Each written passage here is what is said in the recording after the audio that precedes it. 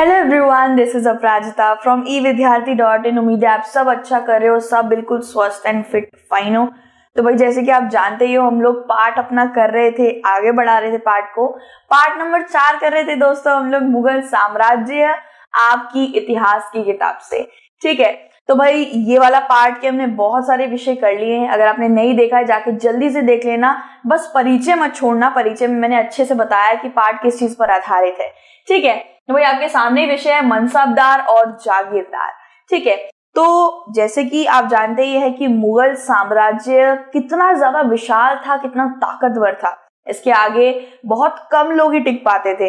तो भाई मुगल साम्राज्य की जो रीढ़ की हड्डी थी वो तो हम जानते ही, किसान थे, उसी से तो सबसे ज्यादा कर आता था, है ना। तो भाई वो कर वसूली कौन करते थे? कुछ तो ऐसे क्या कहते हैं उस अंग्रेजी में, एजेंट बिठा रखे हैं, सबने बिठा रखे हैं ना।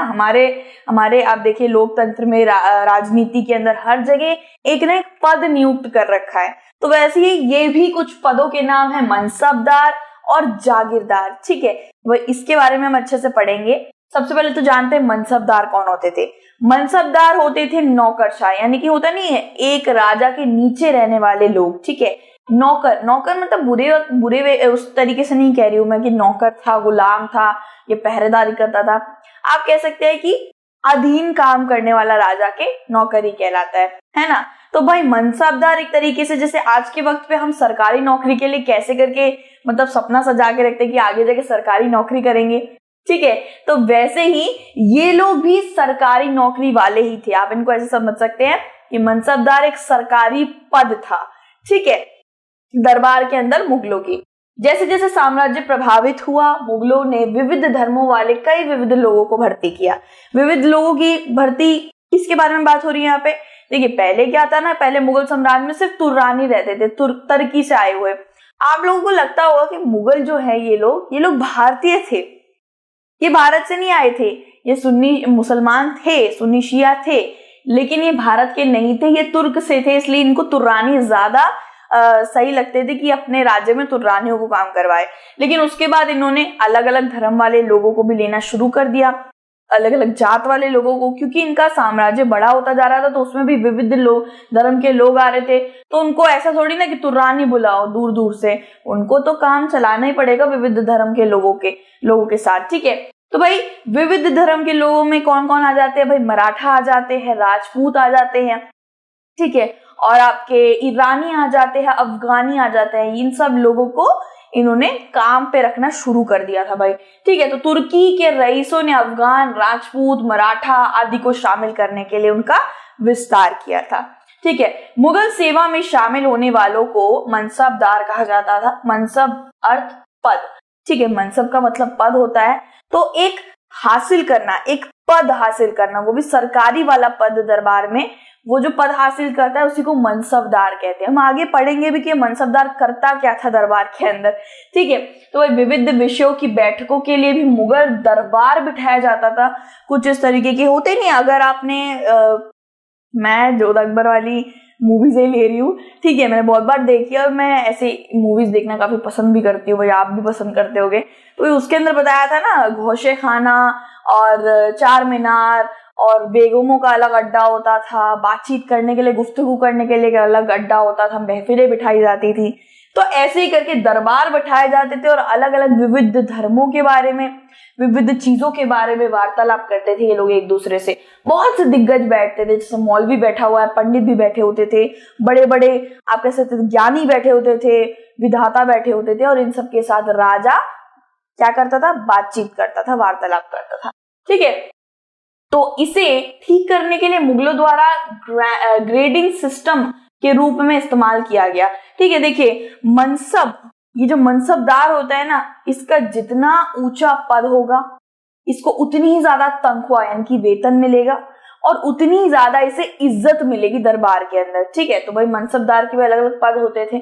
मनसब जितना ज्यादा ऊपर रहेगा, जितना बढ़िया काम करेगा, उसको उतना ही ज्यादा इज्जत दिया जाएगा, यानी कि पैसा दिया जाएगा, उसकी तनख्वाह ज्यादा होगी, उसको ऊपर वेतन में होगा। ठीक है, ऊपर पद में होगा। तो क्या क्या होता था? वेतन और पद और सैन्य जिम्मेदारी।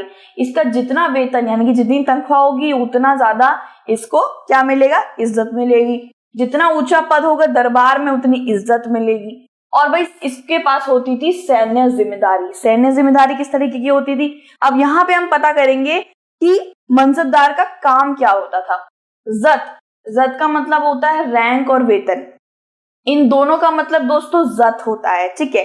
जत या आप जात भी बोल सकते हो, वैसे आपकी किताब के अंदर जात लिखा हुआ है पर इसका सही उच्चारण जत होगा, ठीक है। अंग्रेजी भाषा की किताब में भी देखें तो उसमें भी जत ही लिखा हुआ है, लेकिन आप ये वाले को ले लेना, ठीक है भाई, कोई खतरा मत मोल लेना। तो वही रैंक और वेतन, मतलब जितना पद ऊपर होगा और जितनी तनख्वाह ऊपर होगी उसको उतनी इज्जत मिलेगी, इसी को जत कह देते हैं, ठीक है। आप बोलोगे तेरा जत कितना है, तो बोले जत, जत क्या होता है, वो इज्जत का मतलब ही है तेरा पद और तनख्वाह कितना है, ठीक है। वो इज्जत आ जाएगा, 1-2 नंबर में आ जाएगा परीक्षा में, वही लिख देना ऐसे करके, मैम नहीं तेरा इज्जत कितना है, ऐसे करके नहीं, तो भाई अच्छे से लिख के आ जाना। बड़ा सरल सा मतलब है इसका, कुछ कुछ को दिक्कत हो जाती है लेकिन बहुत सरल मतलब है। जत का मतलब पद होता है और तनख्वाह होती है, ठीक है। तो जितना मतलब ये एक तरीके की प्रणाली चला दी थी जिसकी वजह से हर एक व्यक्ति को एक अलग तनख्वाह, एक अलग पद दिया जाए, जिससे पता चले कि सब, जैसे हम लोग जत बोले तो हर एक बंदा हमें बता दे कि तेरी तनख्वाह और कितना पद है उसका, ठीक है। तो ये जत प्रणाली शुरू करी थी। जितना अधिक होगा अदालत में पद उतना ही ऊंचा होगा, उसका जितना भी अधिक जत होगा मतलब जितना अधिक उसकी तनख्वाह और उसका पद होगा उसको उतनी ही इज्जत मिलेगी दरबार में, अदालत में, कहीं पे भी, ठीक है। तो भाई रैंक के अनुसार वेतन, ठीक है, जितना उनका पद होता था उतनी उनको तनख्वाह मिलती थी। अगर आप रैंक देखेंगे तो बड़ी अलग अलग तरीके की रैंकें होती थी उनकी, ठीक है।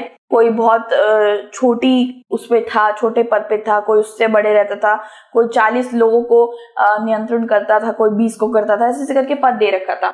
तो वैसे ही पूछते थे, अगर कभी राजा टहल रहा है तो राजा ने पूछ लिया आपका जत कितना है बताइए, तो वो बताएगा मैं इस रैंक पे हूँ और मेरा तनख्वाह इतना है।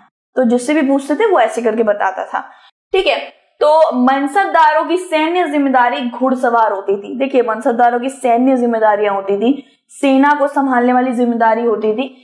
घुड़सवारों को उनका पंजीकरण करवाना होता था, घोड़ों की बेड़ियां मतलब ब्रांडिंग करानी होती थी, वेतन का भुगतान भी कराना होता था। देखिए जो भी नए घुड़सवार आ रहे हैं, नए घोड़ों को लेकर आ रहे हैं, उनकी नाल ठुकवाना, उनका पंजीकरण कराना कि हाँ ये आज घोड़ा ये आया है, अच्छा ये लेकर आया है, हर चीज को लिखना, सैन्य जिम्मेदारी ये सब होती थी उनके ऊपर सब। लेकिन याद रखना घुड़सवार जरूर लिखना, घुड़सवारों की सैन्य जिम्मेदारी उन पर ज्यादा होती थी।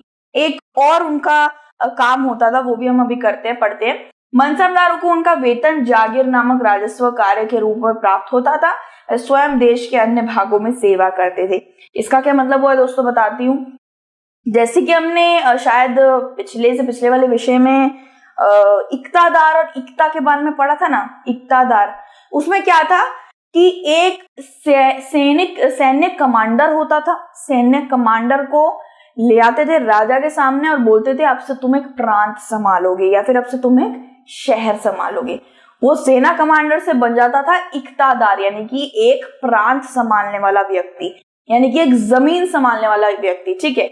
इक्ता में बोलूं, इक्ता को जमीन बोला जाता है, यानी कि जो भूमि पे उसको नियंत्रण दे रहे हैं वो जमीन को इक्ता बोलते हैं और उस संभालने वाले को इक्तादार बोलते हैं। हमने पढ़ा था ना उसके अंदर। तो क्या था, उसको क्या काम दिया जाता था, उसको बोलता था न्यायपालिका संभालो, लोगों को संभालो, किसी भी तरीके की जिम्मेदारी हो वो आपको संभालनी है।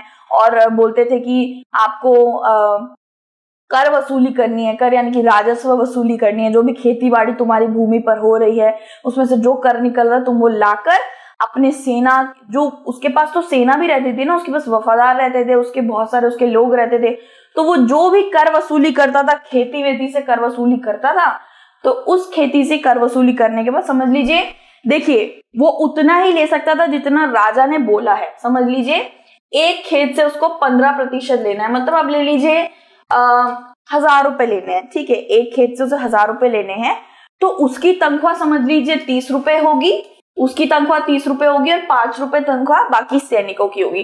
तो वो उतना ही तनख्वाह और 5 रुपए उनको देके बाकी सब वापस करेगा, ऐसा होता था, ठीक है। ज्यादा नहीं ले सकता था और इसके लिए अलग से भाई क्या कहते हैं लोगों को भी बिठाया गया था कि वो ज्यादा तो नहीं मांग रहा। मुगल राजाओं ने लोगों को भी बिठा रखा था उसके भूमि पे, जाके देखो वो ज्यादा तो नहीं ले रहा, या फिर वो लोगों से ज्यादा तो नहीं ले रहा, जितना कर बोला उतना ही ले रहा है ना, तो ऐसे करके भी था ना। तो भाई इनका भी ऐसे होता था, इनको भी इक्तादारों जैसी ही राजस्व वसूली करनी होती थी। लेकिन एक इनमें एक अलग चीज है कि वो इक्तादार, जिसको मुक्ति भी बोला जाता है, वो अपनी भूमि पे ही रहता था, वो वहीं पे न्याय संभालता था, वो वहीं पे शासन करता था, वो वहीं पे भूमि पे ही रहता था, वहीं पे अपना घर था उसका, वहीं पे उसका ऑफिस था। ठीक है भाई। तो भाई यहाँ पे जो मनसबदार है, मनसबदार को जहां पे भूमि दे दी जाती थी वो भूमि पे कब्जा जमा के भूमि के ऊपर नहीं रहता था। बस ऐसे होता था, मैं आया, मैंने राजस्व लिया और मैं चला गया, ऐसे होता था। ठीक है। कैसे हमारे घर में आते हैं सारे मेहमान, आते हैं, खाते हैं, पीते हैं, चले जाते हैं ना, वो हमारे घर में कब्जा करते के तो नहीं बैठ जाते, घर तो हमारा ही रहता है। तो वैसे ही ये करते थे, कभी कभार ये इक्तादारों की भूमि पे या फिर कभी कभार इनको अलग से भूमि दे भी जाती थी, भूमि पे जाते थे, राजस्व लेकर चले आते थे। इनका 2 कार्य होता था दोस्तों, फिर से सुनिए। घुड़सवारों का पंजीकरण, ब्रांडिंग करना और हर तरीके का जो भी सैन्य अभियान में जो भी चीजें होती है, घुड़सवार वगैरह, इन सब का चीजें देखना। दूसरा होता था इनका राजस्व वसूल करना। इनकी अपनी भूमि से नहीं, भूमि इनको दे दी जाती थी, लेकिन उस भूमि पे ये रहते नहीं थे, उसमें न्याय संभालना, पानी की टंकी किसकी खत्म हो गई, ये सब नहीं देखते थे, बस इनको राजस्व वसूल करना होता था। ठीक है। कभी कभार तो ऐसा भी होता था कि ये लोग वसूल नहीं कर पाते थे, ये लोग अपने लोगों को भेज देते थे कि मैं युद्ध पे जा रहा हूँ। कभी कभार इनको युद्ध पे भी जाना पड़ जाता था और ये बोलते थे मैं युद्ध पे जा रहा हूँ, तुम मेरी जगह राजस्व वसूल कर लेना। ऐसा बिल्कुल नहीं है कि इन्हीं को राजस्व वसूल करना है, इनको उस भूमि पे रहना ही रहना है, ऐसे करके कोई प्रणाली नहीं बनी थी, बस इन्हें राजस्व वसूल करना होता था, ऐसे करके एक इनको काम दिया जाता था। ठीक है। तो किसानों की बस्तियों वाली भूमि, देखिए यहाँ पे बताया गया कि जहां पे सबसे ज्यादा खेती बाड़ी होती है ना, इनको वो भूमि दे दी जाती थी, वहां से वो राजस्व लेते थे किसानों से, वो आ जाते थे। ठीक है। वो वहां पे रहते नहीं थे, न्यायपालिका नहीं संभालते थे जैसे मुक्ति या इक्तादार संभालता है। जागीर को सार्वजनिक पूर्व मूल्यांकन किया जाता था ताकि उनका राजस्व लगभग मनसबदार के वेतन के बराबर हो। यहाँ पे क्या बताया है, जैसे इक्तादार जैसे जो सेना कमांडर होता था उसको भूमि दी जाती थी, वो वाले की बात कर रही हूँ। जैसे इक्तादार को एक भूमि दी जाती थी और उसको बोला जाता था कि तुम्हारी तो तनख्वाह है वो तुम्हारी भूमि में से ही आएगी, जितना राजस्व वसूल करोगे उसमें से अपना काट के, सैनिकों का काट के बाकी राजकोष में पहुंचा देना। तो भाई इनको भी कुछ इसी तरीके से करना पड़ता था, इनको भी अपनी तनख्वाह खुद जुटानी पड़ती थी, जो भूमि इनको दी जाती थी राजस्व लेने के लिए।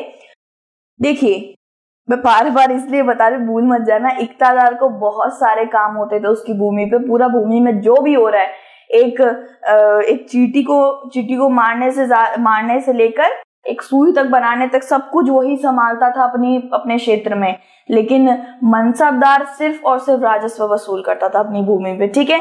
जिससे उसकी तनख्वाह निकल आए। तो भाई मनसबदार क्या करता था, मनसबदार को उतनी ही बड़ी भूमि दी जाती थी जितने में वो राजस्व अपना पूरा मतलब तनख्वाह ले पाए। ठीक है। यहाँ पे देखिए एक उदाहरण लेते हैं, उसको भूमि दी गई, यहाँ पे 4 तरीके की खेती होती है। ठीक है। ये समझ लीजिए चावल की है, गेहूं की है, बाजरा की है, ज्वार की खेती होती है। उसको इतना बड़ा समझ लीजिए 10 एकड़ की जमीन दी गई है। ठीक है। और उसकी तनख्वाह 30 रुपए है। ठीक है। उसकी तनख्वाह 30 रुपए है। इसमें से समझ लीजिए इसमें से 10 रुपए आ गया, इसमें से 10 रुपए आ गया, इसमें से 10 आ गया और इसमें से 10 आ गया। उसकी कितनी थी, उसकी 30 रुपए थी, निकल गई उसकी तनख्वाह निकल गई उसकी। ये देखिए तनख्वाह निकल गई। लेकिन वहीं पे यहाँ पे बस उसको इतना 5 एकड़ की जमीन दी जाती तो यहां से उसको बस 20 रुपए निकल पाता ना, उसका 10 रुपए तो रह जाता, उसका 10 रुपए नुकसान चला जाता। तो उसको इसी हिसाब से जमीन दी जाती थी जिससे वो बराबर अपना तनख्वाह निकाल पाए अच्छे से, उसका नुकसान ना हो। ठीक है। जो वास्तविक राजस्व एकत्रित किया जाता था वह अक्सर दी गई राशि से कम होता था। अब यहाँ पे एक चीज बहुत बुरी बात है भाई, वो ये कि ये चीज कभी होती नहीं थी, ये वाली चीज होती थी बेचारों के साथ। मतलब उनकी तनख्वाह 30 रुपए होती थी और उनको 20 रुपए वाला जमीन दे दी जाती थी, जिसमें से सिर्फ 20 रुपए ही निकल पाए। ऐसे करके कभी कभार होता था और बेचारों का पूरा राशि वो नहीं ले पाते थे तनख्वाह। ठीक है, तो भाई क्या हुआ था, एक चीज और भाई आ गई थी, मनसबदारों की संख्या में भी भारी वृद्धि हो गई थी। इतनी जमीन थी नहीं, लेकिन जमीन मनसबदारों को बढ़ाए जा रहे थे ये लोग। भाई जमीन होगी वो तभी तो अपनी तनख्वाह निकाल पाएगा ना, अगर जमीन ही नहीं होगी तो वो तनख्वाह कहाँ से निकालेगा, राजस्व कहाँ से वसूल करेगा। जमीन देते थे तभी तो वहां से राजस्व लेता था ना। अब क्या हो रहा था भाई, मनसबदार तो बढ़ते जा रहे थे, मनसबदार 30, 40, 50, 6,000 तक चले गए, लेकिन जमीन ही नहीं थी। जमीन 40 की 40 ही है। ठीक है, तो ऐसा हो रहा था, पता नहीं क्यों ये लोग इतने सारे मनसबदारों को लेके आ रहे थे। तो उन्हें जागीर मिलने से पहले एक लंबा इंतजार करना पड़ता था। भाई उनको जागीर मिल नहीं रही होती थी, जागीर यानी कि जमीन, उनको जमीन मिल नहीं रही होती थी और वो बेचारे इंतजार ही करते रहते थे कि कब राजस्व मैं वसूल करूं और कब उसमें से मैं अपनी तनख्वाह काटूं। ठीक है, तो ऐसा भी होता था भाई। इससे जागीरों की कमी पैदा हो जाती थी, बहुत जागीर कम हो गए थे। अगर मनसबदार 600 हो गए थे तो जागीर 40 रह गए थे। 40 मनसबदारों को तो उनकी जमीन मिल जाएगी, उससे वो अच्छे से निकाल भी लेंगे अपनी तनख्वाह, लेकिन बाकियों का क्या होगा, है ना। बाकी 560 मनसबदारों को क्या होता। ठीक है, तो मनसबदार अपनी जागीरों से राजस्व निकालने के लिए पूरी कोशिश करते थे।